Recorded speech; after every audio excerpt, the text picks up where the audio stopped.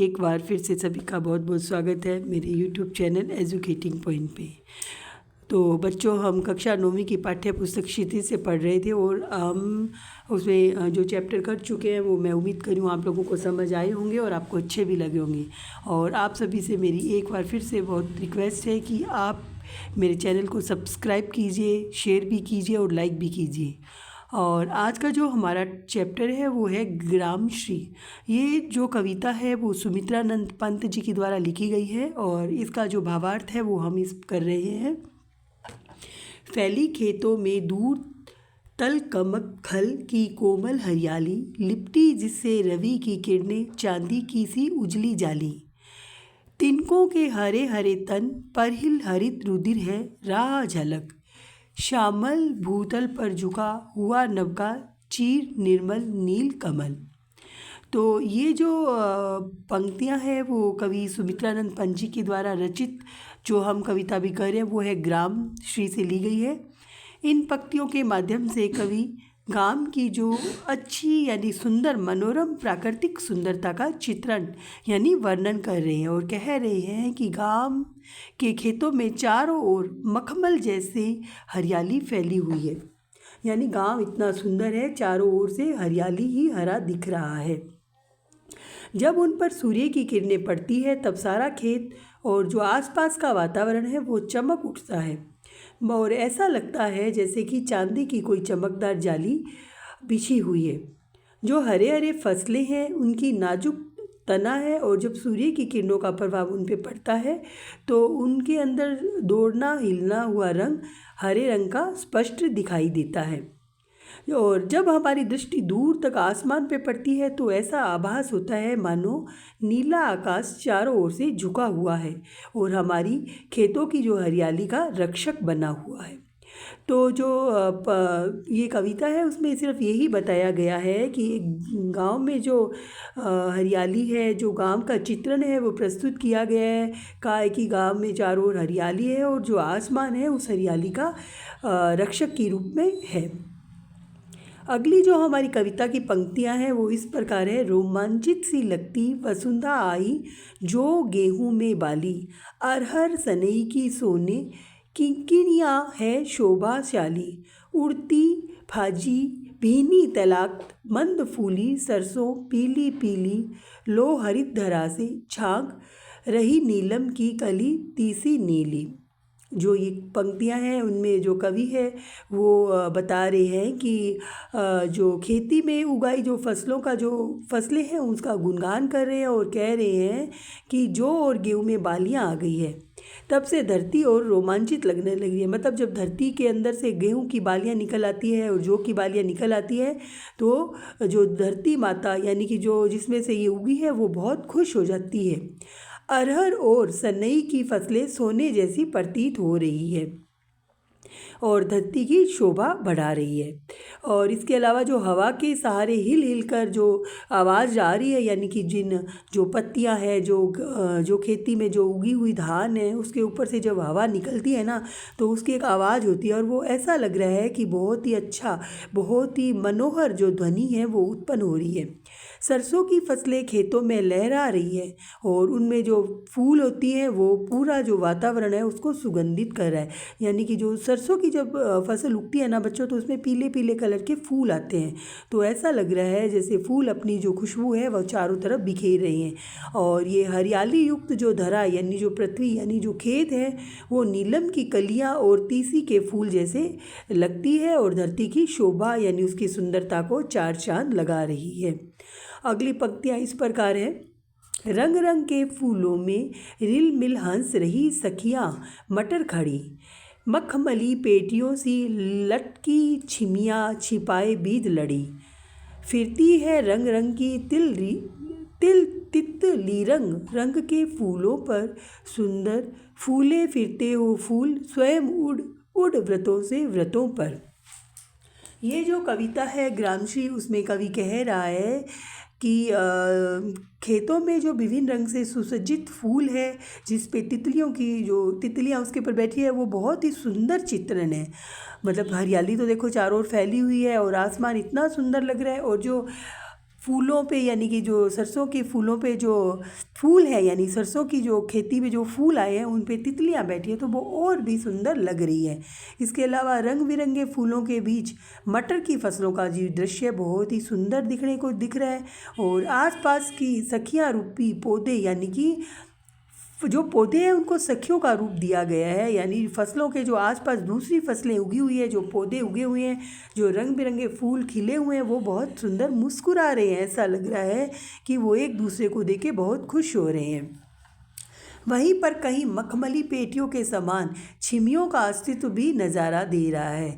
इसका कहने का मतलब ये है कि जो आसपास में जो बेल है यानी जो दीवारों से लटकी हुई बेलें हैं आसपास में या जो है तो वो भी बहुत सुंदर लग रही है। और तरह तरह के जो रंगों से सुसज्जित तितलियाँ भी रंग बिरंगे फूलों पे उड़ उड़ कर बैठ रही है और ऐसा लग रहा है जैसे फूल खुद ही उड़ उड़ कर विचरण कर रहे हैं।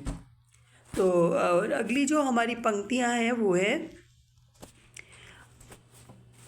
आज अब रंजक स्वर्ण मजरिया से लद गई आम तरू की डाली, जहर रहे ढाक पीपल के दल को, हो उठी कोकिला मतवाली, महके कटहल मुकुलित जामुन जंगल में झरबेरी, झूली फूले आड़ू नींबू दाड़िम आलू गोभी बैंगन मूली।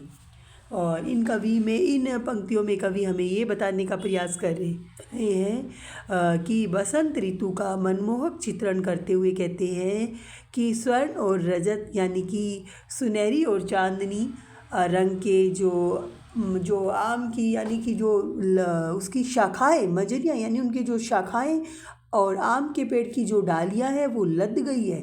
मतलब कहने का मतलब यही है कि जो बसंत ऋतु है तो उसमें जो ये दृश्य है बहुत ही मनमोहक है और जो आम के पेड़ है या जो जिसके भी पेड़ हैं वो लद गए हैं, मतलब उनसे ऐसे खूब आम लदे हुए पड़े हैं। पतझड़ के कारण पीपल और दूसरे पेड़ों के पत्ते झड़ रहे हैं और जो कोयल है वो एकदम झूम के मतवाली हो चुकी है, मतलब उसको बहुत अच्छा लग रहा है और बहुत ही सुंदर आवाज़ में वो हम सबको बहुत ही अच्छा रसा पानी यानी कि बहुत ही अच्छी उसकी आवाज़ इतनी अच्छी लग रही है कि वो बहुत खुश होकर गा रही है।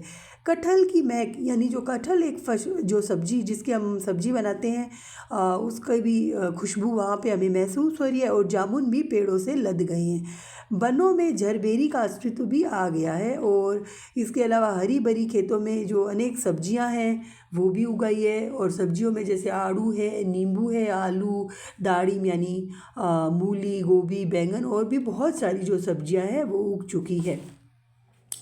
पीले मीठे अमरूदों में अब लाल लाल चित्तियाँ पड़ी, पक गए सुनहले मधुर बेर, अमली से तरू की डाल जड़ी, लह लह पालक मह मह धनिया, लौकी ओ सेम फली, फैली मखमली टमाटर हुए लाल, मिर्चों की बड़ी हरी तेली।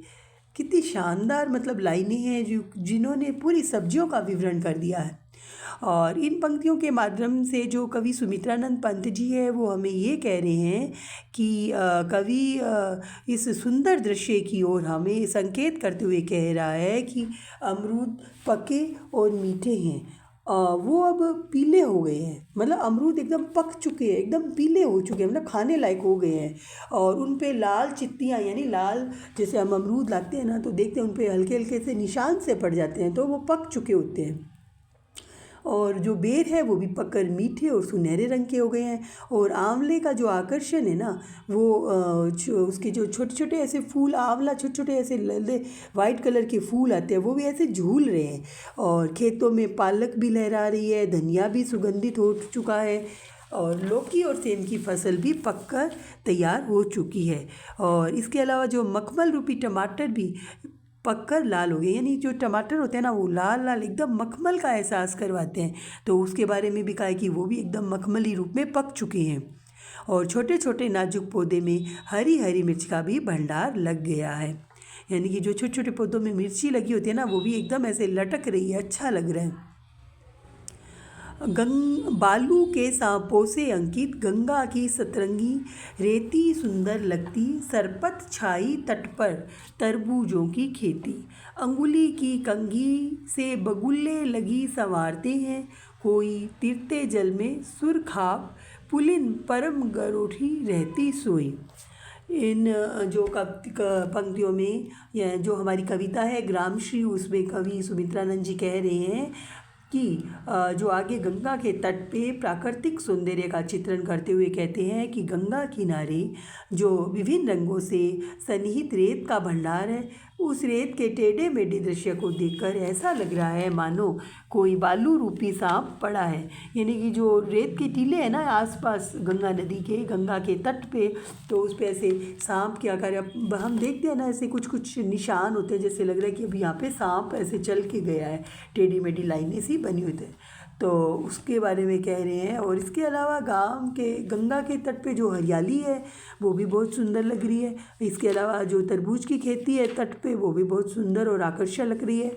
और बगुले तट पे शिकार करते हुए अपने पंजों में कल्की को ऐसे संवारते या ठीक करते हैं मानो वे कंघी कर रहे हैं। और गंगा के जल में चक्रवाक जो पक्षी होते हैं वो हमें तैरते हुए नज़र आ रहे हैं। और जो मगरोटी पक्षी है वह भी आराम से सोए हुए यानी विश्राम करते हुए दिख रहे हैं। और अगली जो हमारी पंक्तियां हैं वो इस प्रकार है। हरमुख हरियाली हिम आतप सुख से अलसाए से सोए, भीगी अध्याली में निशी की तारक स्वप्नों में से खोए, मरकत डिब्बे सा खुला ग्राम जिस पर नीलम नभ आच्छादन, निरूपत हिमबात में स्निग्ध शांत निज शोभा से हरता जनमन। और इन पंक्तियों के माध्यम से कवि कह रहे हैं कि गांव की जो हरियाली है और जिसका उसका जो प्राकृतिक सौंदर्य है वो बहुत ही सुंदर है, बहुत ही मार्मिक है। और कवि कह रहे हैं कि जब सर्दी के दिन में हिम यानी कि ठंड का आगमन धरती पे होता है तो लोग आलसी बनकर सुख में सोए रहते हैं। मतलब बच्चों, हम देखते हैं जब सर्दी के दिन आते हैं ना तो हमें सुबह सुबह उठने का बिल्कुल भी मन नहीं करता, रजाई में सोए रहने का बहुत मन करता है, लेकिन उठना तो पड़ता ही है। बच्चों को स्कूल जाना पड़ता है और जो भी है काम वो करना ही पड़ता है। तो कवि ठंड के आगमन का कह रहे हैं कि हम आलस से भर जाते हैं और सर्दी की रातों में ओस पड़ने की वजह से सब कुछ भीगा भीगा सा और मतलब चारों ओर ऐसे ठंडक सी महसूस होती रहती है। और जो तारे हैं उनको देखे हमें ऐसा आभास हो रहा है मानो वे सपनों की दुनिया में खोए हैं।